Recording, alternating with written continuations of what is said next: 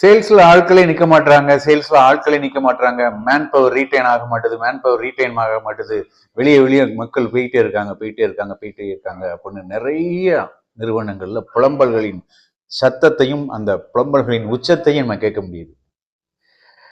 அதாவது பழைய காலத்துல மனிதர்கள் ஒரு வேலைக்குன்னு போனாங்கன்னா உணவுக்காக போனாங்க அல்லது உடைக்காக போனாங்க, ஒரு நல்ல பாதுகாப்பு இருக்கும் அதுக்காக போயிருப்பாங்க. சம்பளத்திற்காகவோ நம்முடைய குடும்பத்துடைய சேமிப்பிற்காகவோ அந்த மாதிரி ஏதோ ஒரு பொருள் சார்ந்து மக்கள் வேலைக்கு போயிருப்பாங்க.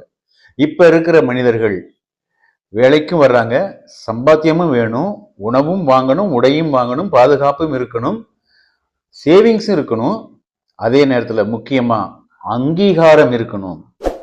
நான் வேலைக்கு போற இடத்துல எனக்கு ஒரு அங்கீகாரம் வேணும், என்னை அவங்க மதிக்கணும், என்னுடைய திறமைகளை அவங்க ஊக்கப்படுத்தணும், உற்சாகப்படுத்தணும், இதையும் சேர்த்து எதிர்பார்க்கிறார்கள்.